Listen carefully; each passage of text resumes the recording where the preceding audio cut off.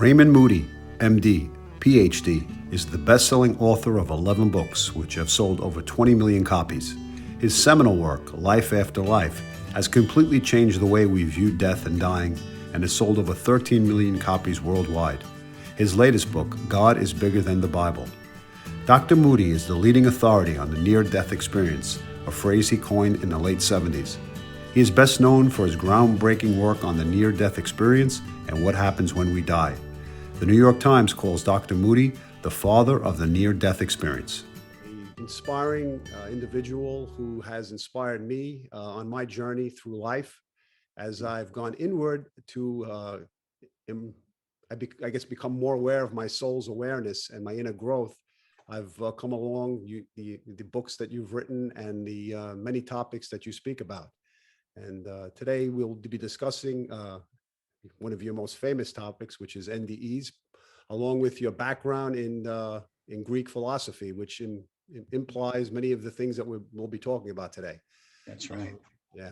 So if you could just give us a little background in terms of how your religious background or your spiritual background or your lack of it brought you to its place now.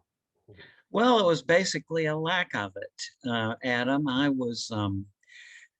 My dad was, number one, a surgeon, if you know that personality, and number two, a professional military officer, if you know that personality. So he was a tough character. And after World War II, he was in the Pacific Theater in World War II.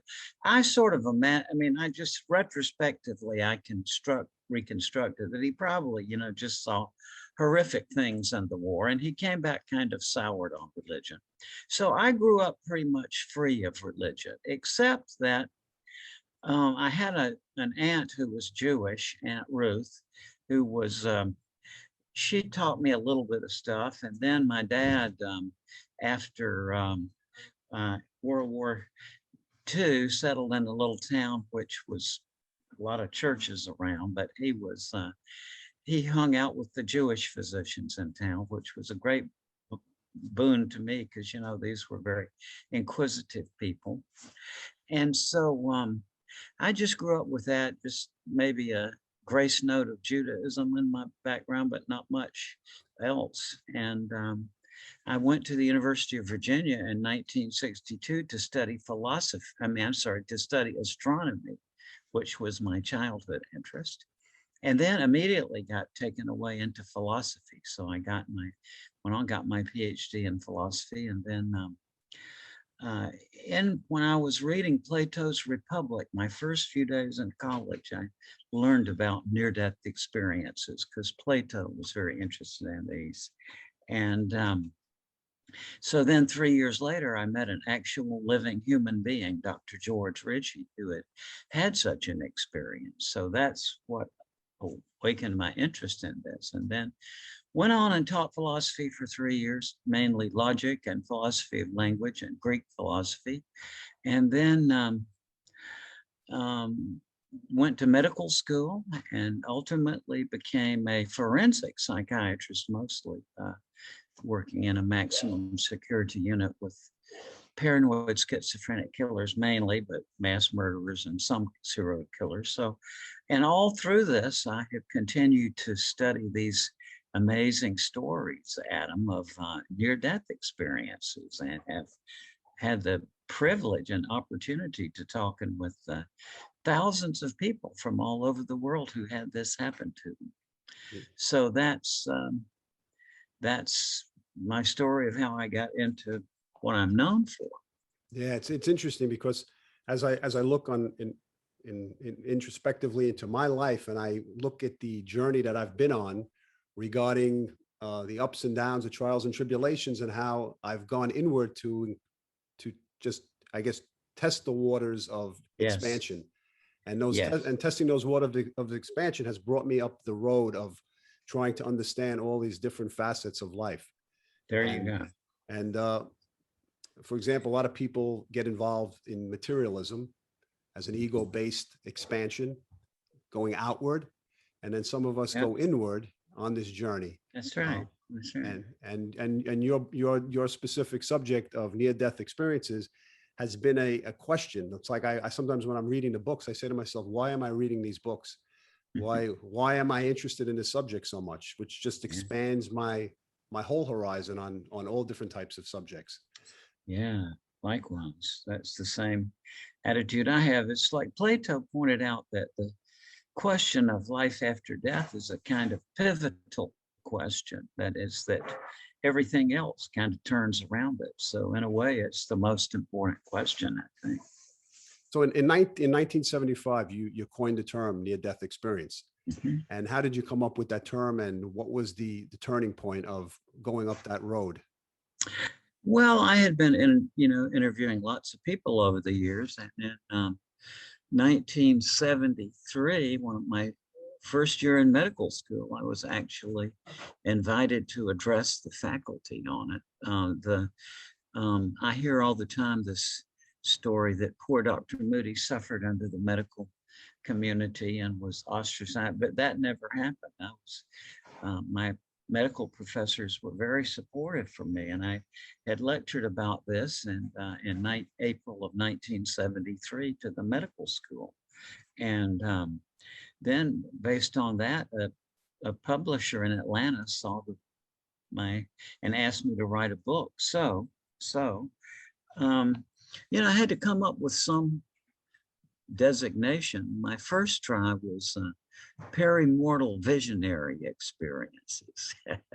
And my professor of hematology was named Russell Moores, and he was very interested in my work. And he said, no, that's too medical. So, and you think about maybe death experience, but obviously since these people got back, they weren't dead in one way. So, and yet people, they talk about somebody being near death. Actually, when I was figuring out what to call them, one thing I had in mind was Thomas Edison, who was a kind of hero of mine. And I remember reading an article about how in the days where Thomas Edison was on his deathbed, that the radio companies were right outside of his window. And from that, I heard this, learned this phrase, he's near death. Thomas Edison is near death in New Jersey. So that was what I thought. I've always thought, though, that the term is a rather awkward term, but it's for now. I mean, we need to call these things something because there are a lot of them, as you know. Well, yeah, it kind of sounds counterintuitive to what we're used to Right. believing in. You're right. And in terms of a near-death experience, I guess the scientific world would coin it as oxygen, probably deprivation, or some type of obviously lack of oxygen. However, listening to many of your interviews, you've shared some of the shared near-death experiences that other people have had who've not had an oxygen deprivation. That's right. It's fairly common for bystanders at the death of someone else, and the bystanders themselves not ill or injured, and yet as their loved one passes away, they may talk about leaving their own body and going part way toward this light with their dying relative, or they talk about the room filling with light, or seeing apparitions of the dying person's deceased relatives come into the room. And incredibly, I have quite a number of cases of people who empathically co-lived the life review of the people who were passing, which is really very astonishing to me. I mean, and a little bit scary. I'm trying to get myself recused from my own life review, much less having somebody else there as a spectator. It's kind of scary, but people say that it's really quite natural in context. Well, maybe you could, I mean, many of the people who followed your work have probably an idea of the life review, and the people who are interested in near-death experiences, reincarnation. Maybe you just can give like a little summary of some of the steps that take place in a near-death experience, just like from some of the most popular ones. Yeah, there are about 15 or so common elements in these stories, and one person may have 3 or 4 or 5 or 8 or 9 or 10, or some people have the whole picture. And it seems to correlate with how long somebody was in the state of near death. The longer they were in that state of near death, the more complicated and full their experience becomes. But what they tell us is that very often they hear the doctor or nurse or somebody else say, "Oh my God, we've lost him," or words to that effect. And they say that from their own point of view, they say they undergo a dramatic change of consciousness where suddenly, rather than looking at the scene from the operating room bed or the bed in the ER, they say they seem to leave their bodies. They view the scene from above. After a while in this, they sort of sense that it has something to do with death. And people at that point, no matter how articulate they may be, say the same thing, namely that there are no words for this. This is maybe the most common thing people say with this kind of experience, is that there are no words to describe this. But in terms of what they do come up with, they say that it's that they feel that they go through a passageway of some sort, which they may compare to a tunnel or a hallway. And on the other side of that, come out into this incredibly brilliant and warm and comforting light. And say in that light, relatives or friends of theirs who have died seem to be there to help them through this transition. Or and they undergo panoramic memory, in which people say everything they've ever done is displayed around them instantly in a sort of hologram. That they, in this review, they relive each event, not from the perspective they had when they were doing an action, but rather from the perspective of those with whom they interacted. So if you see yourself doing something mean to somebody, then you feel the sad feelings. Or if you see yourself doing a kind-hearted action, you feel the good feelings. So that is what people tell us. They all, some say they have no idea how they got back. One moment they were in this light, and then without transition, the next moment back in their hospital room. Others say that they're told they have to go back, but there's something left they have to complete. And others are saying they're given a choice that they can either go on in the life that experience they were having then, or go back to the life they were leading. And when they make that choice, the most common reason is they say that for themselves, they would rather have stayed in the light, but they chose to come back because they had young children left to raise, is the most common reason people give. And these experiences are reported from all over the world. They've been studied by medical doctors in lots of countries around the world. Yeah, it's interesting. I think I've heard one of your interviews where you spoke about how I guess when you were a professor at East Carolina State, was that the college? Mm-hmm. And Mm-hmm. you discussed, I guess back, I don't know what year it was, maybe in the 70s, Mm-hmm. 70s. many of the mayors and the different well-to-do people in the That's neighborhood came to many of your civic meetings. That's right. And they had, I guess, an opportunity to share their inner world. And maybe you could just give the audience a little idea. That's right. These civic clubs have to have a lecturer every Tuesday or Wednesday. And so, in the communities where I live, this word got around that this philosophy professor and medical student was doing this work. I got a lot of invitations, and it was interesting because at that time, this was a pretty much exclusively male province. And these were the movers and shakers in towns. And, it never failed that at one of these meetings, one or several people would come up and say, "Dr. Moody, I've never told anybody this, but," and they tell me their experience. And what was going on, as I surmise, is at that time, cardiopulmonary resuscitation was becoming a daily event. And whereas these experiences have always occurred, in the past they were much more rare because it was much more difficult to bring people back from a state of cardiac arrest. But now that we have the technology, these things are just very, very common. Yeah. I know as a Greek philosopher who studied Greek philosophy, I believe Plato spoke much Mhm. about the near-death experiences as well as reincarnation. And He did.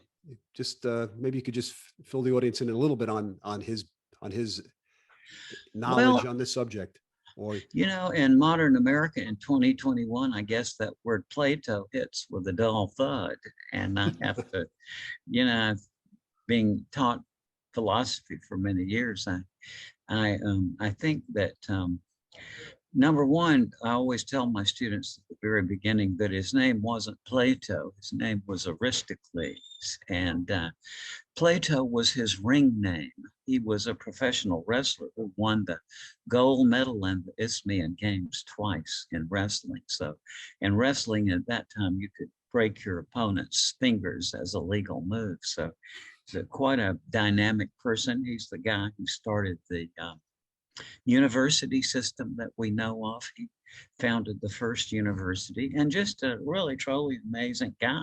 And he was very fascinated with the question of life after death and um, did a very wonderful description of what the reincarnation process is like, which over the years, I've heard people tell me this same kind of thing about their trip over to the other world, the things that they realized were what Plato wrote about in his works a long time ago. yeah, what's the main message that many of the people who come back from near-death experiences share? Well, number one, that no matter how, um, what they might have thought about life after death before, they come back from this convinced that what we call death is a transition into some other kind of reality. And so, therefore, they lose their fear of death. And another thing is, as you and I both know, at our stage of life, you're a little younger, Adam, but you've surely realized that it's just as you grow older, you realize that everybody is chasing something, right? As a Right. psychiatry, as a psychiatrist, I saw people who were chasing fame or power or money or any of these other things. And but no matter what they were chasing before, people come back after this experience and saying that what this is all about is learning to love. That's the universal message that comes back from this life review that people have. Yeah, Yeah. is there a different level of love? Because are we capable of expanding in this present world without having to go through a near-death experience? Is there a different burden placed upon, not a burden, I should say, a greater responsibility on a person who has an NDE? Well, it's certainly something they take as a commitment. And, this does change people's lives in a very wonderful way. They're never the same again. And having known thousands of them over the years, I can say, yeah, well, they say number one, that it doesn't do away with your human nature, right? You still fly off the handle at people at times and all. And, it's, as I like to say, it's very hard to get through the average day without wanting to choke at least one person, right? And so people say that's how it is. That's still the same. But it does put them on a path. And having known hundreds and thousands of people who went through this over many years, I see really it does change people's lives very dramatically. You know, Well, it brings the question up of, does consciousness escape death?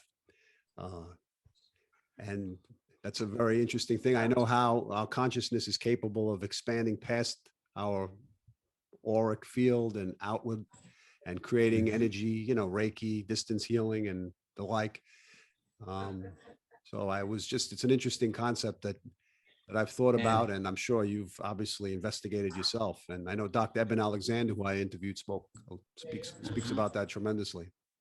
Yeah, I'm such a bore. I just my main interest in life have been ancient Greek philosophy and logic astronomy, and these life after life things were sort of a corollary of those things with me. And yet where I've come to with this, Adam, is as a logician, I can tell you that the logic we have is not set up to prove life after death. This was observed by David Hume, the great 18th century thinker, who was one of the founders of what we call the scientific mind. And Hume pointed out very apropos, I think he said, by the mere light of reason, it seems difficult to prove the immortality of the soul. He said some new species of logic is required for that purpose, and some new faculties of the mind that they may enable us to comprehend that logic. And that is the real problem. The real problem is the logic we have doesn't work for this. Now, on the one hand, I think I've sort of fixed Hume's problem. My interest since childhood has been how you think about things that are unintelligible. And I'm not trying to sell a book, by the way, but I'm just very proud of this book I did about a year ago. It's called Making Sense of Nonsense. And basically, I want to talk about in there is how you can actually reformat your mind so that subsequently, when you have a near-death experience, you're able to talk about it in a whole new way. And one of the people who went through my program has subsequently had a near-death experience and said absolutely as I thought. He said that this just gives you a whole new way of expressing it. So I think that we are on the route now to genuinely rational investigation of life after death. But still, I can't, I mean, there's no, I've come to my own thoughts about this, and that is that I give up. I mean, I just, what you want to do is to shoot down everything you think. That's what you learn to do as a philosopher, just so that what comes out on the other side will, you have some chance of it being accurate. And and so where I've come to this is to realize that even though logic as we have it doesn't work, that we can fix that. And that where I have come in my personal quest, not trying to convince anybody else, but I just give up. I just give up. I just is it easy? Not easy to give up. I mean, because many of the people who don't believe in this type of thinking create a shameful situation or a shameful environment to a person who's not a professional. In other words, having a general conversation with a person, however, is there a conceptual plan in the background taking place that? Yeah, I think that what I would say is that it is rational to think that there is life after death. I think there is. And I think there is. It's not something I try to push on anybody else, but I just, for example, I have so many physicians. You mentioned Evan Alexander, my friend. I have so many friends who are medical doctors who've had these near-death experiences and who tell me that their unanimous opinion about it was that it was real. And these same doctors are such, I would trust them with my life. If heaven forbid I had some sort of illness, would I trust their medical judgment? Absolutely, yeah. So where I have come with it, I think that when you die, your consciousness just kind of emerges into a different framework, like a different coordinate system. Instead of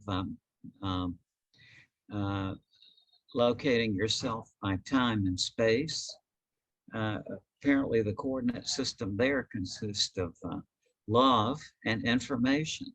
Right. And it's just a very difficult thing for people to describe, but that's what I sort of gather will happen when I die. Well, the mystery of not seeing but believing is sometimes stronger than the visual. I mean, what we shine a flashlight on will only be visible to what is shined in the flashlight, right? That's right. Yeah. And getting back to your book, Making Sense Out of Nonsense, as one of the steps of dying, maybe, or people speaking a certain type of They do. gibberish or some They type of. do. It was one reason I got interested in this particular aspect of it was in medical school. I had been studying nonsense since I was a kid. And by the way, the word nonsense is not a bad word. I think of Dr. Seuss, for example, who sold, glad you're sitting down, 600 million copies of his books. Okay, and you think of Lewis Carroll and Shel Silverstein and all these wonderful nonsense writers. And people my age remember the doo-wop music and so on. And so I had studied this for years. It was part of my doctoral dissertation in philosophy in 1969. But when I went to medical school and I started going on the wards, I realized that a lot of patients who are sick that talk nonsense, for example, people who are delirious or who under severe stress, even if they're not, even if they are not ill or injured, or people who are intoxicated by mercury, for example, or various things, or just a lot of schizophrenia causes people to talk nonsense.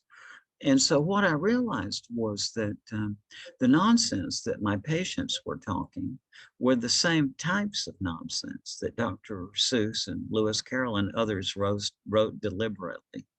So my realization was that nonsense is nonsense, whether it is deliberate, like it by a writer, or involuntarily, like by somebody who is sick or stressed. And so I've sort of kept with that for a long time. And what I realized was that it's very common in the last few days of life that people will talk nonsense. And the families are very often moved by this. They say, even then I realized it was nonsense, but somewhere in my mind I related to it or whatever. So Yeah, yeah. It's yeah. interesting. I know in shamanism, the fragmentation of the soul, Yeah. as it leaves or it's outside of the body in terms of a soul retrieval, of bringing the soul back into the body to make the body whole. Yeah. Maybe dementia and Alzheimer's, in terms of in the shamanism perspective, is a fragmented soul that is already expanded outside of the human body itself. Yeah, it's just so fascinating. As you know, the shamans used nonsense in their shaman songs, as shaman songs were a combination of nonsense syllables and meaningless refrains put together with intelligible parts, so that the combination was more powerful than either alone. And what they learned was that it's a way of transporting your mind while you're still awake over to the other side. Yeah, you as a person, as a philosopher with a philosophic background, you're also interested in telling stories. And and I had an interesting conversation prior to this interview with my friend, and I was saying, he was explaining to me that, I'm at peace now that I know that I'm financially secure. And the interesting thing was, I was, having watched many of your interviews, I heard you speak about stories, and I reminisced on the thought of how we create a story to almost motivate us, or to create our own drama, to make life to make life interesting, so to speak. And as you said in one of your interviews, you said surrender is the most powerful prayer. Yeah. To ask the strength for surrender. So, that's right. It is. I've noticed, I am not a religious person, but I've talked to God all the time, and he's never said a word to me about religion. So, but basically, it's, I think that Elie Wiesel, you're a little young to remember him. No, I know the Holocaust. Yes. Yeah, yeah. And the night. When I was a kid, he was a Nobel Prize winning writer back in the 60s. And I was very impressed with something Elie Wiesel said. He said, God made man because he loves stories. And I think that's correct. What are we except our story, right? That your personal identity is the story you lead. Your mind is set up to create a narrative, right? Whenever something new happens to you, what does your mind do? But it puts it into the story, right? That's just how we work.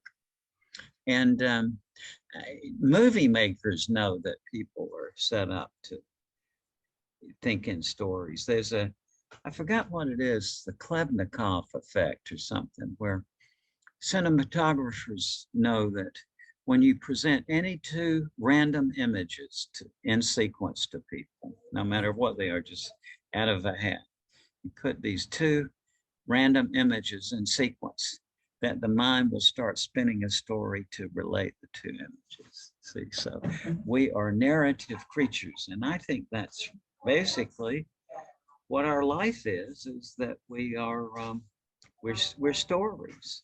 Well, reincarnation, I guess, would play into that, right? As we come You're back in a new absolutely body. right.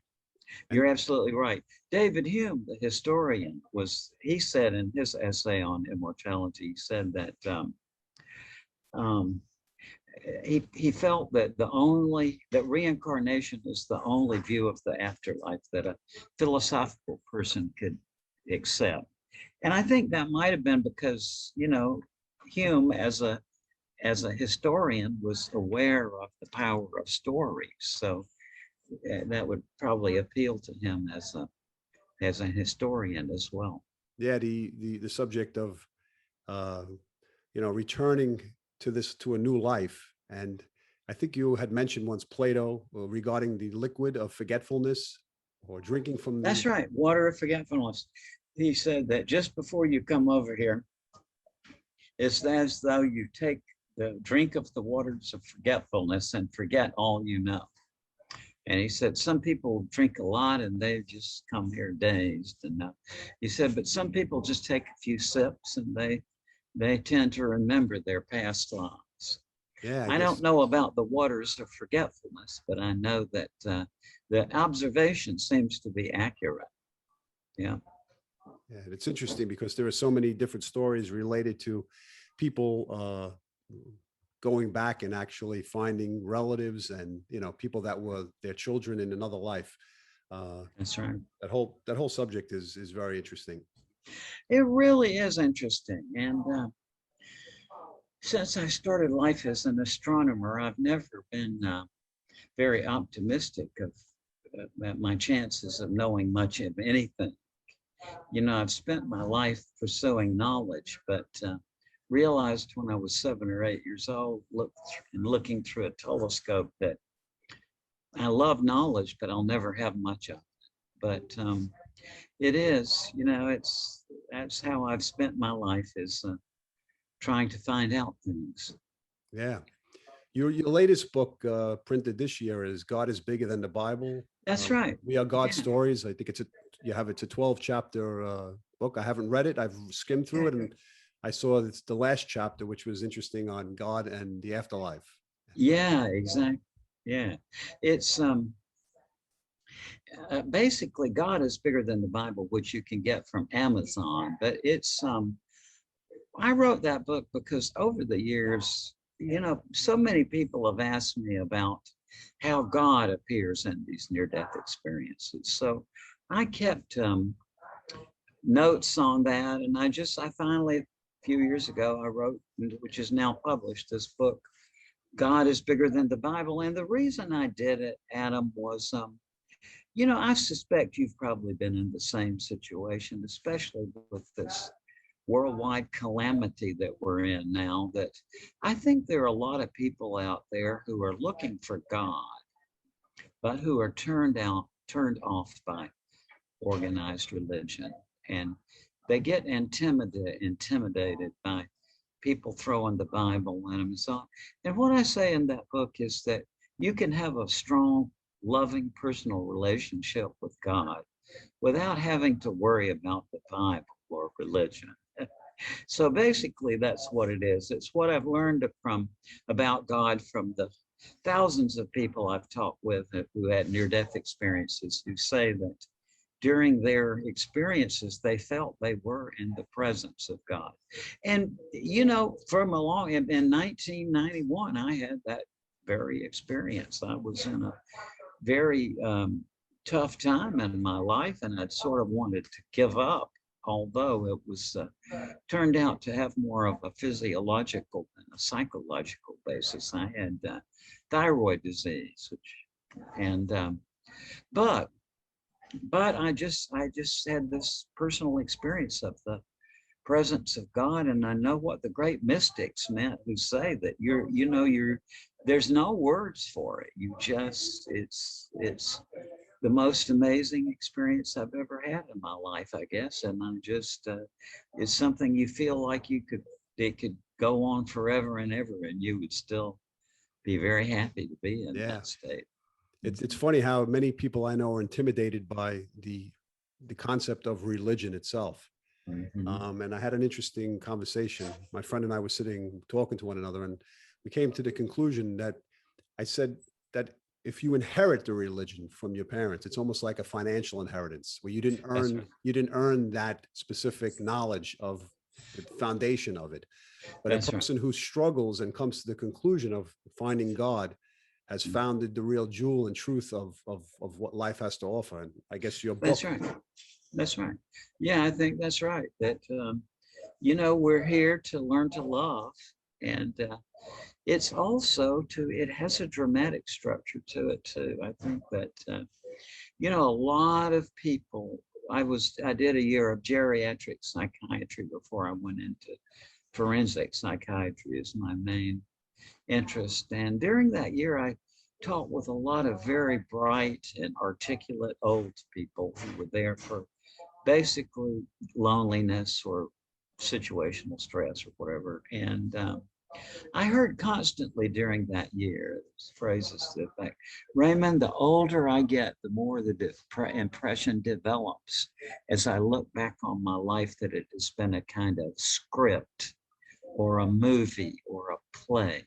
People use different words, but I've heard that same thought from people all over the world as I've traveled around, Yeah. and I think it's an accurate thing. We are set up to think in story terms. We are.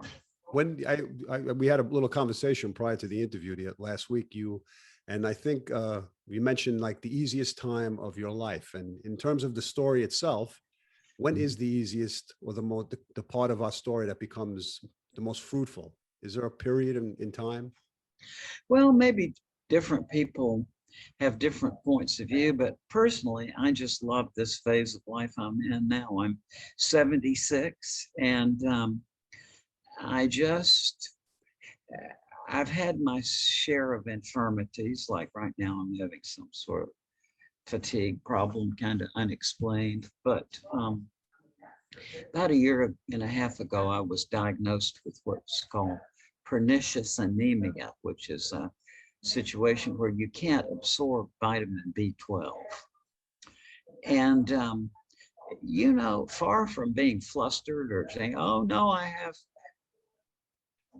pernicious anemia, my thought was, now I understand all those patients I had who had pernicious anemia. I remember specifically being baffled by their attempts to describe the strange kind of fatigue you have.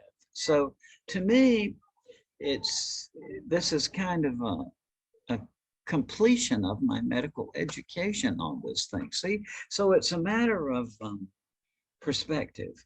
I certainly don't want any pain in the process. I've had kidney stones and gallstones. I hope never to have anything like that again. My pain is definitely, I'm not interested in having pain in the process, but in terms of the dying process itself, I'm just certainly not afraid of it, but not trying to imply that I'm a macho person on that score, because I happen to be very terrified of things in life, right? Like, you're always worried about the safety of your family, all the normal things.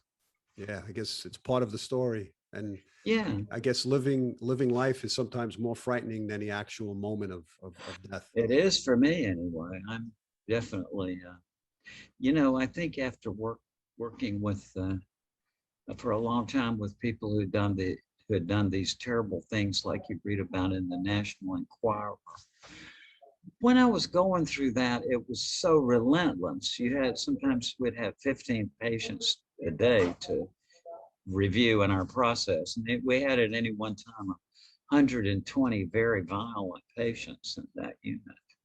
And but you didn't have time to be worried about it. You know, it was so fascinating to me. I would just went in every day thinking like, wow, I am so privileged to be able to work every day in another dimension, or Mm, actually into several different yeah.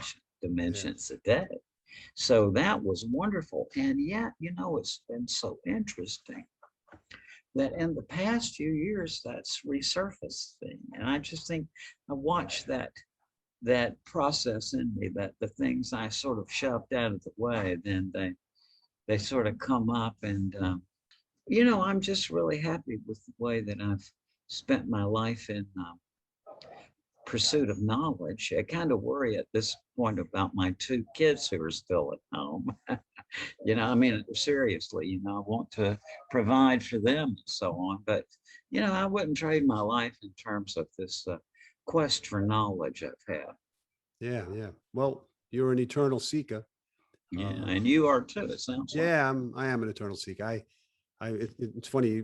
You can be in a company of people who you converse with, and you know right away when a person is not satisfied with just the everyday type of information, That's and right. to find as we're talking about the mysteries of mortality and I guess the soul's immortality, Yeah. uh, I guess we can close on that particular subject because you know there's a time where you know the information.